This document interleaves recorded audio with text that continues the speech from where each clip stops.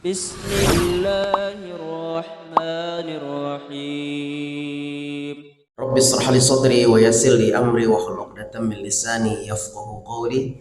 Allahumma la sahla illa ma ja'altahu sahla wa anta taj'al hazna idza syi'ta sahla. Jamaah yang Allah muliakan, ahyana ba'da ma amatana. Kita mensyukuri nikmat kehidupan di pagi yang barokah ini setelah sesaat kita dimatikan. Semoga Allah ridho dengan apa yang kita lakukan di pagi yang barokah ini, mengawali kehidupan kita dengan ketaatan kepada Allah Subhanahu wa taala. Jamaah yang Allah muliakan, rahimani wa rahimakumullah.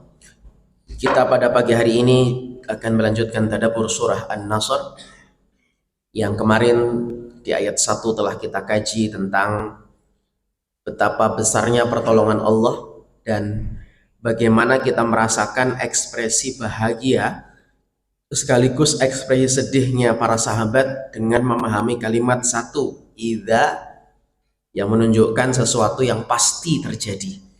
Ada 4 kemarin kita jelaskan di channel YouTube-nya Masjid Nurul Haq, mungkin bisa disimak ulang. Yang bagian pertama ada idza sama idz.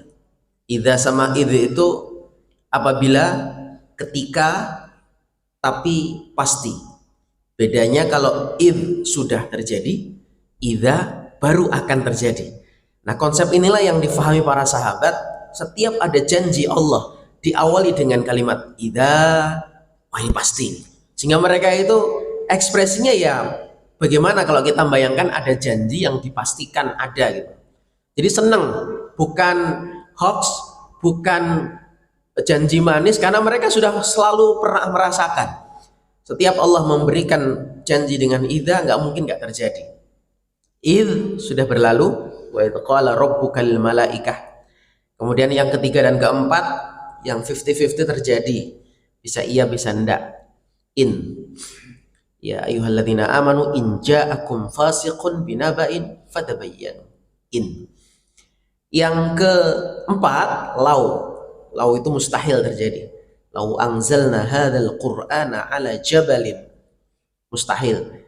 Cuman ini perumpamaan saja, jadi tidak mungkin terjadi gitu. Jadi ibaratnya majas, dalam bahasa Indonesia istilahnya majas saja. Tapi kalau terjadi tidak pernah terjadi. Lau kanu ya'lamun, andaikan kaum Nuh itu ngerti. Nah, nggak mungkin kaum Nuh itu ngerti, itu maksudnya. Jadi nggak pernah ada kisah kaum Nuh itu disebutkan ngerti, karena jumlahnya cuma 80-an orang saja.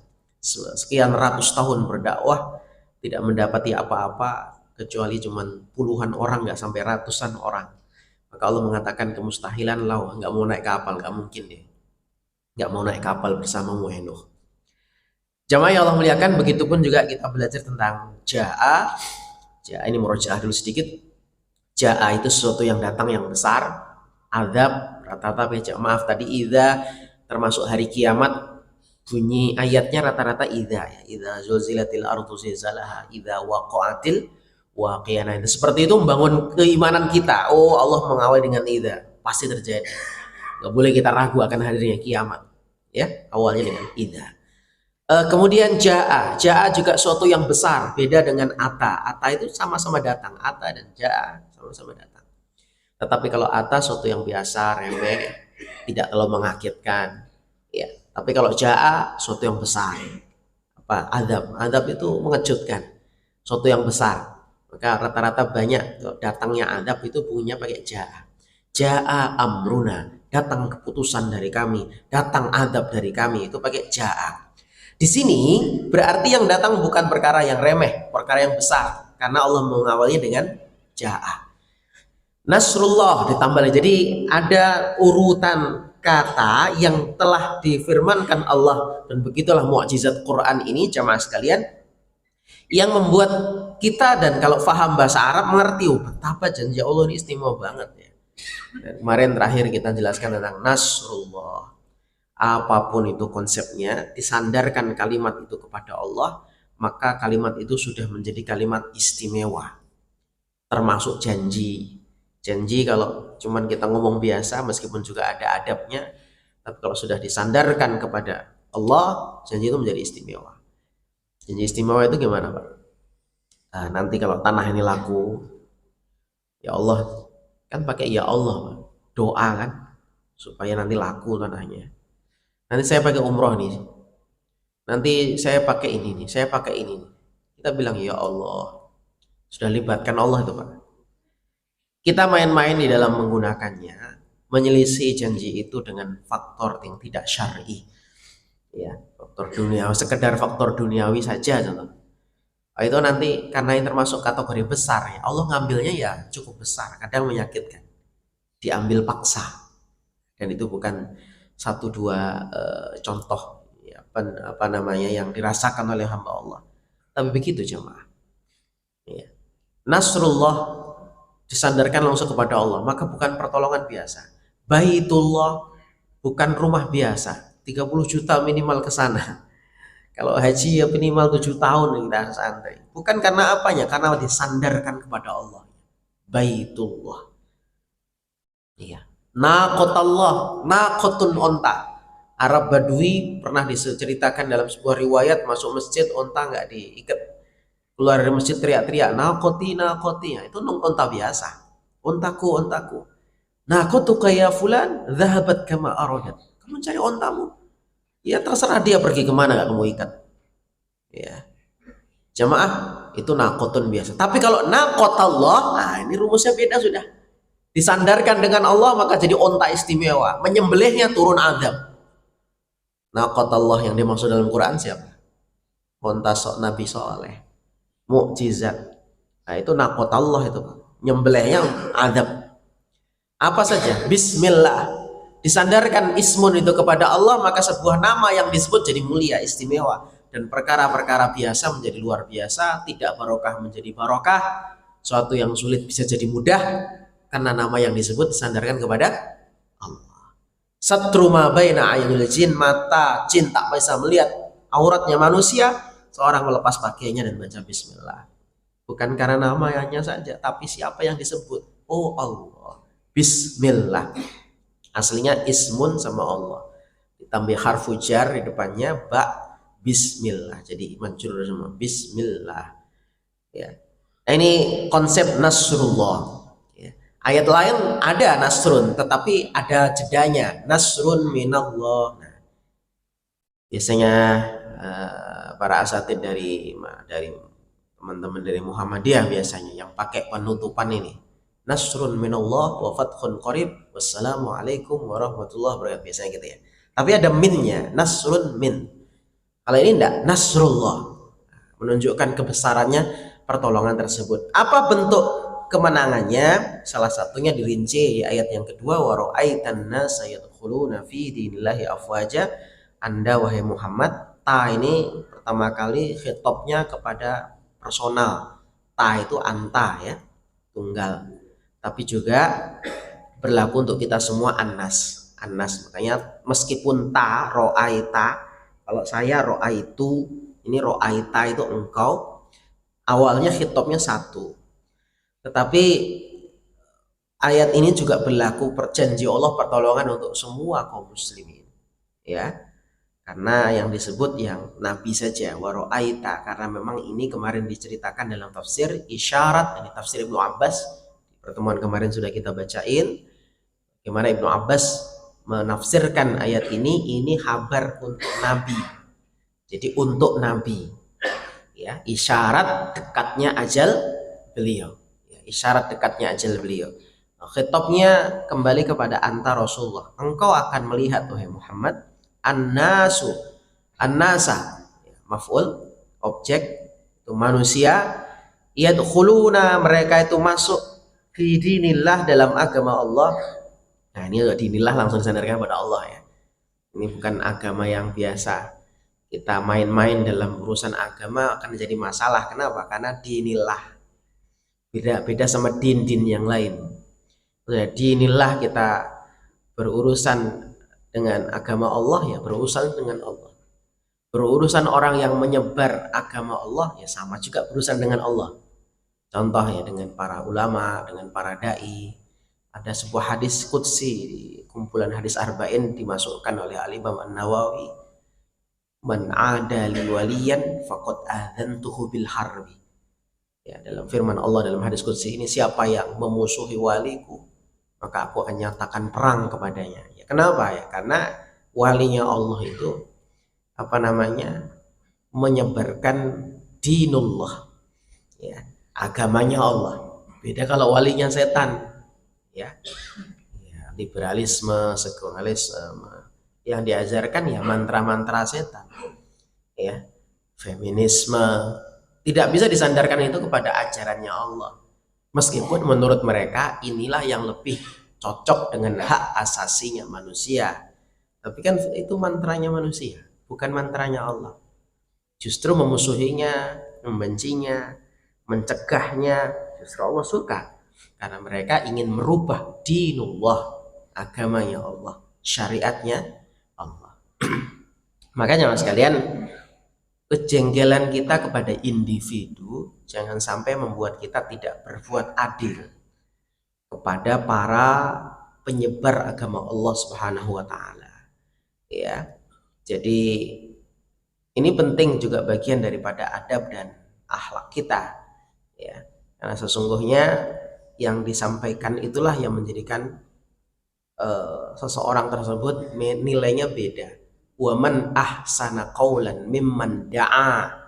Ucapan yang terbaik mana lagi selain orang yang da'a, mereka menyeru kepada agamanya Allah Subhanahu wa taala.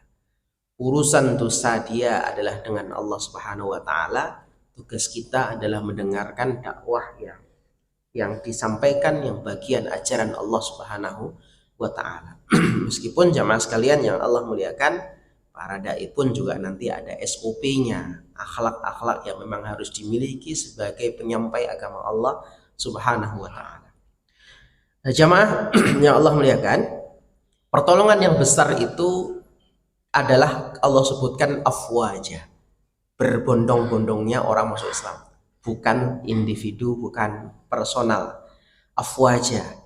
Nanti ada kisah yang terkait dengan ini, termasuk penduduk Taif yang dahulu pernah melakukan hal yang tak nyaman, yang cukup membekas, lebih membekas daripada peristiwa Uhud. Karena di Uhud itu Nabi cukup berdarah-darah jamaah. Ibunda Aisyah tetap nyeletuk bertanya, adakah yang lebih sakit daripada ini wahai Rasulullah? Beliau menjawab, Taif. Jadi kesan beliau tentang Taif itu juga luar biasa. Tapi sabarnya beliau untuk menghadapinya juga dampaknya luar biasa. Sekian tahun ditinggalkan. Kemudian idza jaa nasrullah, Allah janjikan kemenangan termasuk penduduk Taif. Hanya sebagian kecil penduduk Taif itu jamaah sekalian yang menunda. Ini juga hikmah untuk kita semua. Menunda ketaatan itu punya madharat yang besar. Bahkan ini kan turun ayat sebelum Fathu Mekah. Fathu Mekah itu terjadi tahun 8 Hijriah. Nabi wafat sallallahu alaihi wasallam 3 tahun setelahnya. Jamaah, ada sebagian kecil penduduk Taif yang mereka itu menunda masuk Islam sampai nanti Nabi menjelang wafat. Nanti aja. Sampai nanti itu dulu belum ada informasi yang sampai, Pak. Ada WA, ada berita per detik, ya, belum ada detik.com dulu ya. Nabi lagi sakit, beritanya sampai Taif tidak ada, Pak. Ya. Jadi mereka intinya menunda, padahal Nabi sudah sakit parah. Itu sudah 3 tahun setelah Fathu Mekah, jemaah sekalian. Kemudian barulah di akhir-akhir mereka memutuskan berangkat, sampai Madinah Nabi sudah wafat. Tetap masuk Islam, Pak. Tapi apa madharatnya? Grade status mereka berubah. Yang harusnya ketika tidak menunda amal, status mereka adalah sahabat Nabi. Tapi menunda beramal menjadi tabiin saja. Itu madharat menunda amal tuh bisa fatal ya. Bahkan mengurangi tingkatan derajat kemuliaan. Meskipun Nabi juga menyamakan khairul quruni qarni tsummal ladzina yalunahum tsummal ladzina yalunahum tsummal ladzina yalunahum. Sebagai generasi mereka yang hidup bersamaku, para sahabat, kemudian berikutnya tabiin. Ya, rekomendasi inilah yang menjadikan nanti mazhab Al-Imam Malik itu mengambil dalil ahlu Madinah. Itu pun juga punya batasan dengan hadis ini. Ya, itu nanti banyak Pak riwayat-riwayat yang masyhur tentang amalan ahlu Madinah yang bisa jadi referensi. Nah, makanya banyak kan hari ini status-status yang kalau kita bingung atau gimana, lihatlah orang Madinah, lihatlah orang Madinah. Ulama madhab Maliki memang menjadikan ini dalil, tapi tetap mereka membatasi bahwasanya amalan ahlu Madinah itu sebatas orang-orang yang direkomendasi oleh Nabi, yaitu sampai generasi tabi'in. Selepasnya maka jamaah sekalian tidak menjadi patokan baku harus Madinah, harus Madinah. Sehingga hari ini seorang menafsirkan kebenaran pun kalau tidak Madinah mungkin salah gitu. Padahal dahulu para ulama itu mereka akhirnya bertebaran di muka bumi untuk mencari ilmu, untuk menunjukkan bahwasanya sejak generasi-generasi para ulama tersebut maka tidak lagi menjadi patokan satu tempat, karena para ulama sudah bertebaran di muka bumi.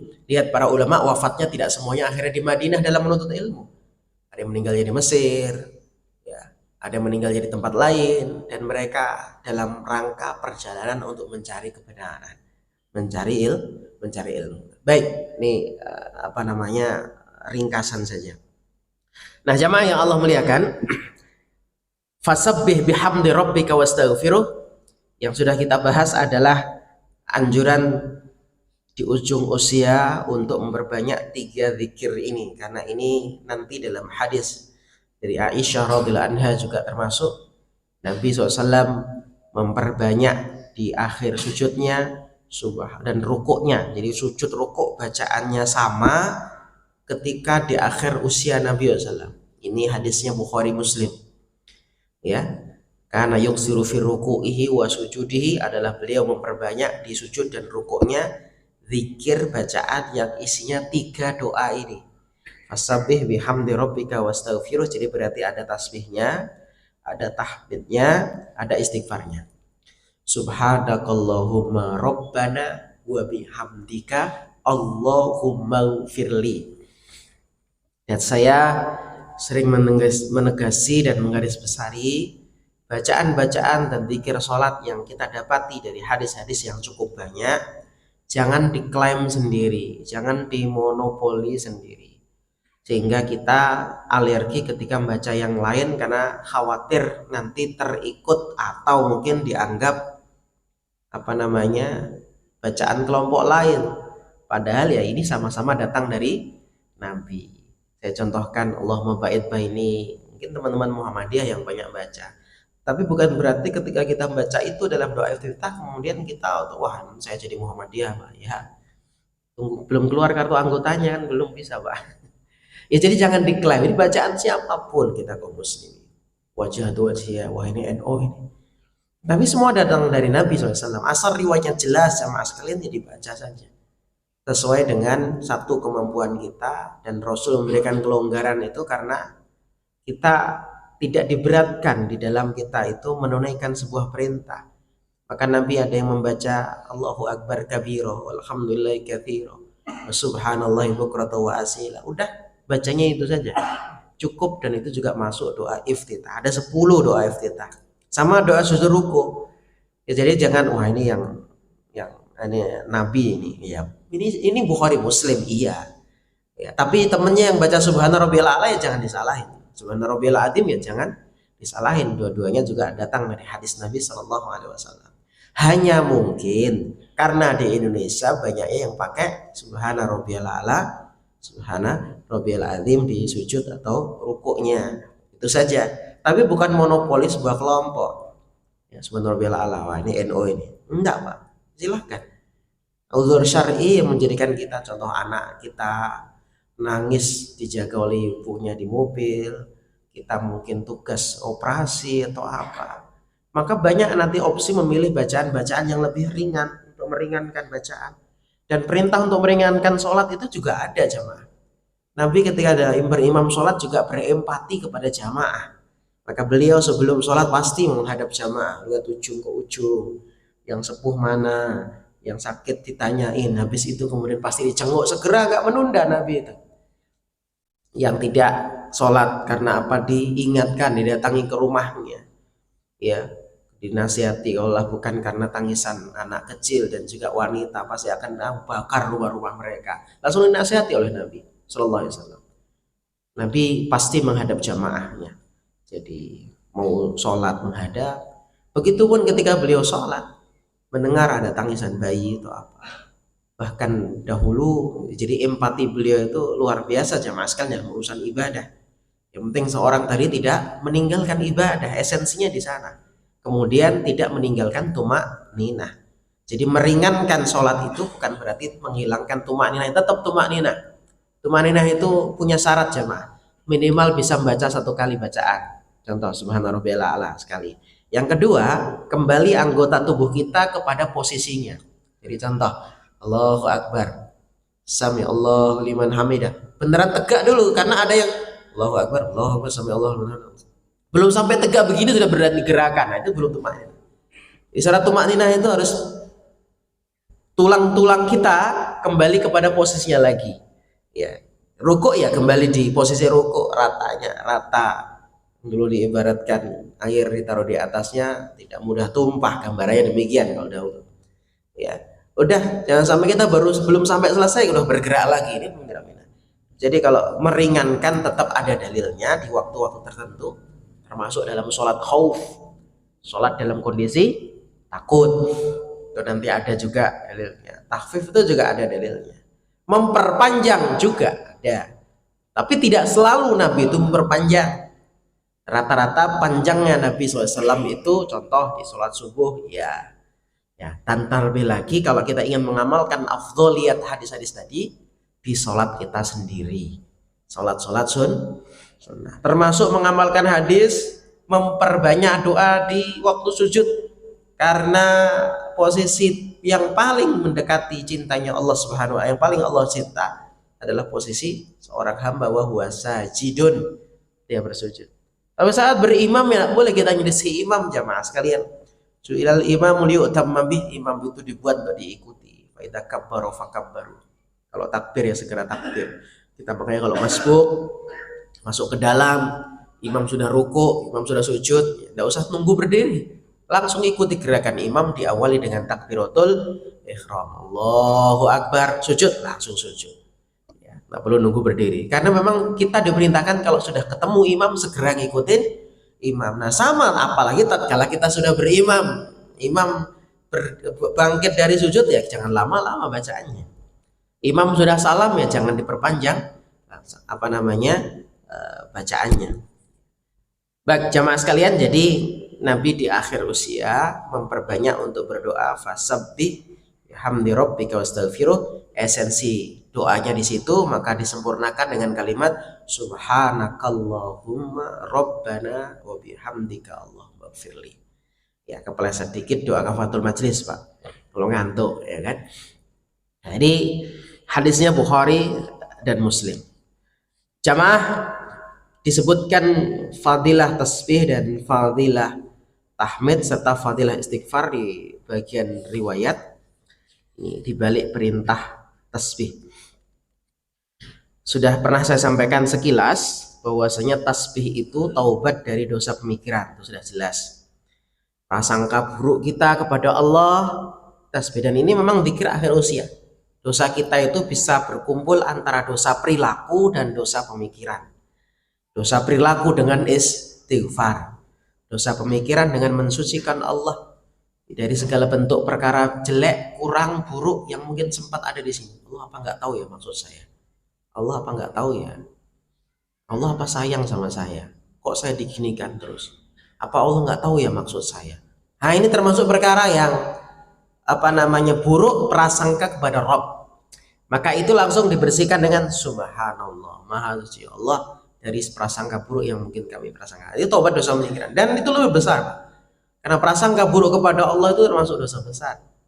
Nabi Yunus alaihissalam sampai ditelan dalam perut ikan, salah satunya demikian, punya prasangka kepada Allah, kok saya terus yang nama yang keluar ketika diundi, sementara saya bahan perbekalan saya tidak banyak yang saya bawa. Ini kapal mau tenggelam karena kebar terlalu berat, harus ada yang turun. Barang sudah dikurangi, masih juga harus orang. Ini kok saya kan utusanmu. Makanya nanti dalam zikir doa Nabi Yunus, maka beliau juga memasukkan tasbih di dalam doa beliau. Ya, la ilaha illa anta, kembali mentauhidkan Allah, subhanaka inni kuntu minadh dhalimin. Inni kuntu minadh dhalimin juga bagian istighfar. Ya Allah, aku banyak zalimnya. Ya Allah, aku yang salah. Pengakuan ini paling penting jamaah untuk mengharap namanya pertolongan. Oleh karena itu, dalam ilmu psikologi ketika konflik terjadi, jari ini disuruh menunjuk ke dalam. Pengakuan diri itu lebih utama jamaah untuk mendapatkan solusi kemudahan.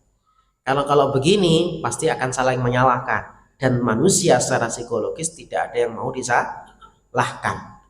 Maka salah kamu nggak selesai, mungkin salah saya itu cepat selesai. Maka Nabiullah Ibrahim dalam doanya konsepnya adalah Robbana dzalamna. Ya, meskipun demikian, nah ini juga untuk nyindir pasangannya. Kalau saya saja dzalamtu, ya Allah, saya dzalamtu nafsi, enggak. Tapi dzalamna anfusana, pakai kami, supaya juga yang sebelahnya ngerasa ini kesalahan kita sama-sama kok. Meskipun dalam Quran disebutkan fa'azallahuma syaiton, sudah detil, keduanya digelincirkan oleh setan. Beda sama Injil, Pak. Kalau di Injil yang disalahin perempuannya. Ini gara-gara Hawa. Karena memang yang memakan sejatinya adalah Hawa. Tapi Quran berlaku adil, Pak. Menyebutkan keduanya yang digoda. Tidak fokus untuk menyalahkan Hawa. Ini karena Hawa yang memakan buah khuldi. Tapi Allah ingin menyebut supaya kita ini ngakui sama-sama. Fa'azallahu masyaiton, keduanya diganggu oleh syaitan. Selain untuk menunjukkan ya laki perempuan sama diganggunya. Cuman memang sisi perempuan ada sisi kelemahannya. Karena itulah hari ini dipakai dalam ilmu marketing mungkin begitu. Nawarin perempuan itu lebih enak, lebih mudah tergodanya dibanding nawarin laki-laki jualan itu, Pak ya. Ya makanya terkadang dia bisa membeli apa yang tak dibutuhkan, ya, karena si penjual bisa menjadikan dia pingin barang itu. Kayaknya ini juga dulu jurusnya, sebenarnya dari jurusnya setan itu, Pak ya. Tapi untuk jualan ya wallah alam bisawab, kalau memang itu bagus jualannya apa. Tapi kalau membuat orang beli padahal dia nggak perlu, ya nanti tanya sama ustadz yang lain. Ini mas, namanya jual beli ya kan. Sebenarnya nggak butuh, tapi dibuat pingin gitu ya. Nah, kalau pingin pasti beli gitu kan. Sebenarnya nggak butuh, apa butuh ya? Saya sudah dapat nikmat semuanya di surga ini, apa yang nikmat lagi? Pasangan sudah ada, nikmat ini luar biasa sama sekalian. Nikmatnya surga itu masya Allah, mala ainun ro'at wala udhunun sami'at wala khatar fi qalbil bashar, nggak bisa dibayangin gitu, Pak. Berarti kan apalagi yang diingini gitu loh. Tapi setan bisa membuat dia pingin yang lain, ya. Sedetik saja kenikmatan surga itu menghilangkan seluruh perkara yang tidak nyaman yang kita rasakan. Satu kali sibghah dalam hadis disebutkan, satu kali celupan, fayu'ta bi'an uminnas, didatangkanlah orang yang paling dapat nikmat di muka bumi ini, dicelup satu kali neraka, kenikmatan di dunia itu nggak ada rasanya. Saya ini sama sekali tidak pernah mendapati khairan qattun, kebaikan di dunia sedikit pun. Itu dicelup neraka sekali, Pak. Yang pernah susah di dunia juga sama, dicelup di surga sekali, nggak pernah merasakan susahnya. Lupa udah Pak susah di dunia itu, saking enaknya surga. Sebenarnya sudah cukup, Pak. Tapi setan bisa membuat dia merasa pingin yang lain, padahal sebenarnya sudah nggak dibutuhkan. Kenikmatan lain sudah nggak dibutuhkan, nggak ada yang bisa menandingi nikmat surga. Apa yang dibutuhkan lagi? Tapi setan membuat keduanya itu menginginkan sesuatu, ya, padahal sebentar tidak. Kalau sudah di surga itu udah enak banget, Pak, lupa semuanya. Tapi setan membuat need baru, keinginan baru, yaitu keabadian. Kan nggak enak kalau ini sebentar aja, pengen lama kan. Nah ini al-khuld, makan buah ini akan khuld, kekal engkau di dalamnya. Khuld, Khalidan dari kata itu kekal. Ya, ini buah kekekalan, buah keabadian. Oh iya, saya pingin. Ya, dibuatlah pingin itu, Pak, pingin yang baru. Padahal sebenarnya selesai sudah keinginan itu dengan dapat surga. Puncak tertinggi hasrat manusia itu dulu surga, Pak. Gak ada yang lain. Ya, itu kata Ibnu Abbas ketika menjelaskan fil akhirati hasanah. Ya, di antara kebaikan puncak tertinggi, satu rahmatnya Allah, yang kedua masukkan surga. Setelah masuk sana ada keinginan lain? Tidak ada. Kalau di dunia kan banyak, Pak, ya 70 bidadari, ya kan, air mengalir, sungai-sungai, itu kita masih. Kalau di sana sudah, Pak, masuk surga, saya sudah selesai, Pak. Ya. Jamaah yang Allah muliakan, rahiman rahimakumullah, tasbih ini menarik sekali. Disebutkan oleh Allah Subhanahu wa taala ketika mengomentari doanya Nabi Yunus alaihissalam, falaula annahu kana minal musabbihin, dan dalam surat As-Saffat, ya. Andaikan Nabi Yunus tidak mengucapkan tasbih, lala bisa fi batnihi ila yaumi yub'atsun. Pasti akan dibangkitkan, pasti akan dihimpit dalam perut ikan ila yaumi yub'atsun, sampai hari al-ba'ts, hari kebangkitan. Para ulama menjelaskan ini simbol bahwasanya tidak akan selesai permasalahan ketika seseorang tidak mengakui kesalahan dengan tasbih.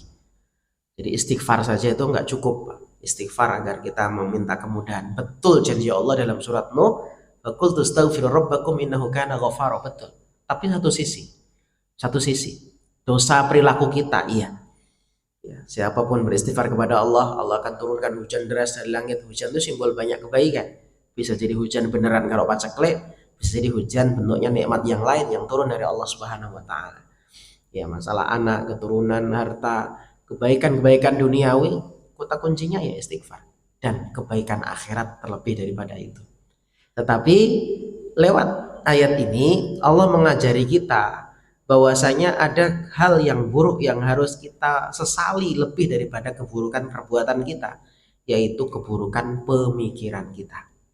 Jamaah, hari ini tanpa sadar ada dosa pemikiran yang mungkin harus kita bersihkan beneran. Salah satunya contoh menganggap bahwasanya Allah hukumnya tak adil, contoh. Ini kan virus-virus feminisme, kadang muncul suara-suara seperti itu. Apa ini, berpihak sama laki-laki terus ini aturan. Oh, itu dosa ngeri, Pak. Dia sholat padahal. Tapi kalau masih pikirannya seperti ini, ngeri, Pak. Ini kesalahan menjadikan Allah itu murka. Allah murka kepada orang yang menganggap itu aturannya itu karena Allah nggak tahu hukum sekarang ini. Ini kan zaman batu itu aturannya tuh. Sekarang nggak cocok seperti ini. Ini dosa pemikiran, Pak. Kita menganggap bahwasanya Allah itu nggak tahu tentang akhir zaman, Pak. Padahal yang menentukan kiamat berakhirnya dunia ini siapa? Allah. Masa Allah nggak ngerti ini aturan ini, nggak up to date, nggak akurat lagi, nggak cocok lagi di akhir zaman, kan nggak mungkin. Makanya saya contohkan kisos saja. Kisos itu kan masih diasumsi negatif oleh banyak orang. Ya. Wa inna lakum fil qisas hayatun. Allah mengatakan dalam kisos itu ada kehidupan.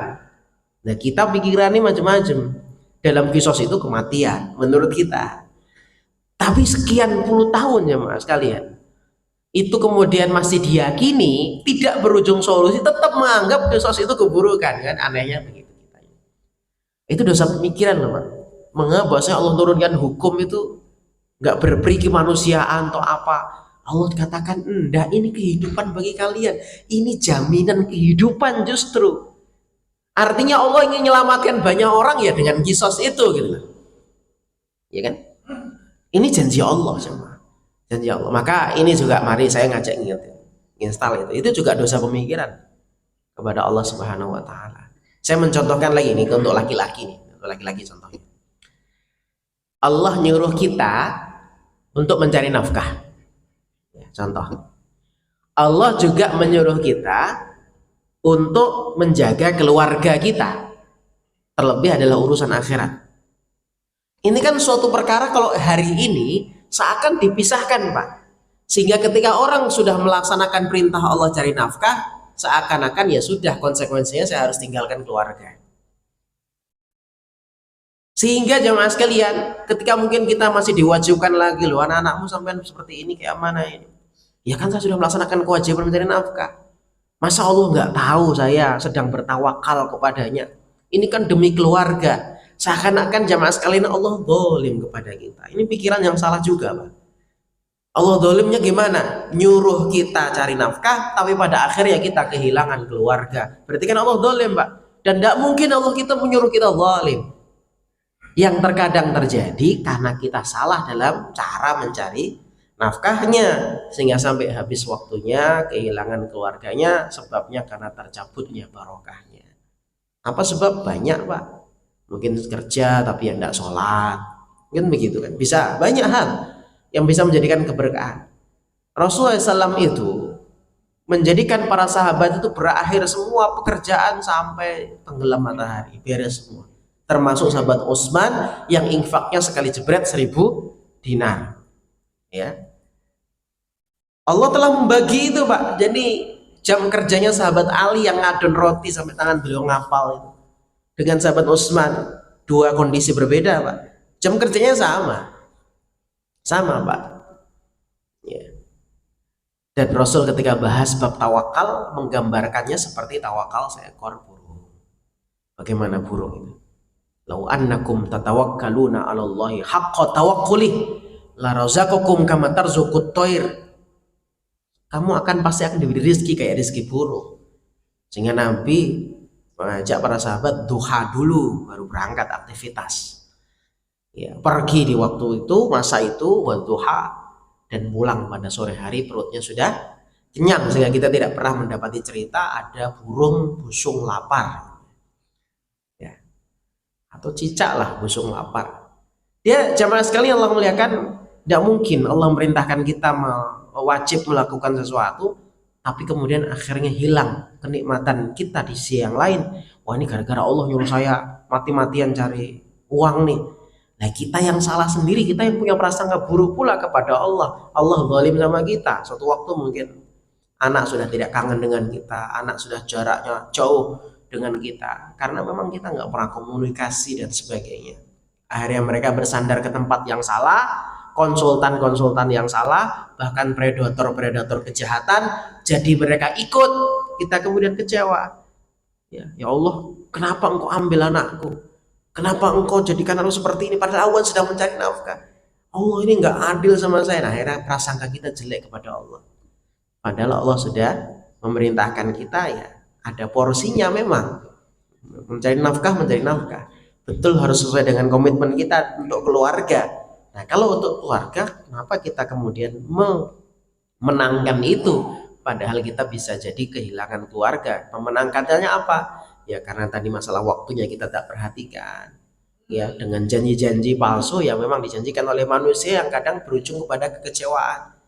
Jamaah yang muliakan, ada yang mengatakan ini kamu kurangi waktu sholat 15 menit tuh sayang, ini momen primer time-nya kita cari uang, contoh begitu. Nah, subhanallah, kalau itu terus dituruti syahwat kita, seakan kita menuduh Allah zalim, memberikan rezeki terbanyak itu justru di waktu kita disuruh ibadah. Ini apa sih ya Allah nih, kok waktu banyak orangnya rame pengen beli, waktu saya suruh sholat tuh gimana ya? Akhirnya kita menyalahkan Allah. Jamaah yang Allah muliakan, ini sering terjadi. Dulu prasangka Yahudi itu kayak gitu, Pak. Ketika dilarang mancing di hari Sabtu, mencari ikan di hari Sabtu, akhirnya mereka buruk sangka sama Allah, dan akhirnya mereka ngakali Allah. Ini Allah ini nggak tahu bahwa ikan tuh di permukaan air gampang diambilnya itu hari Sabtu. Munculnya, wah ini nggak bener nih, udahlah kita masang jebakan Jumat sore aja. Dikutuk mereka jadi kera, Pak. Ya. Ini kenapa? Kok bisa sedahsyat itu? Karena pikiran, sekali pikiran, Pak. Bukan sekedar perilakunya saja ngakal-ngakal ya Allah, tapi berangkat dari dosa pemikiran Yahudi, Pak. Ini saya ingin ingatkan bahwasanya prasangka buruk kita kepada Allah itu bersihkan, install, Pak, ditasbih banyak-banyak maksudnya. Allah itu mengajari kita banyak hal untuk melihat satu hal keburukan menurut kacamata kita. Itu adalah kebaikan karena itu terjadi karena Allah. Itu sampai dalam urusan petir saja. Petir itu ngagetin, nakutin, Pak. Kita suruh tasbih lihat petir. Karena Allah tahu manusia lihat petir, waduh, Bahkan terucap kurang ajar loh. Siapa yang kita bilang kurang ajar? Ya. Siapa yang membuat petir? Orang jualan jas hujan marah ketika tidak turun hujan. Orang jualan es ngambek ketika justru turun hujan. Kan kebalikan Pak ya. Yang jualan jas hujan ya mintanya panas, yang jualan kebalik ya, mintanya hujan ya. Ya. Yang jualan es mintanya panas ya. Dua-duanya ini bisa punya pola pikir berbeda Pak, kecewa dengan kondisi yang mungkin membuat esnya galak, Allah dolim sama saya ini mungkin. Nah ini dosa pemikiran, membuat mungkin masalah urusan tuh nggak selesai, makan bisa jadi juga tambah nggak laku.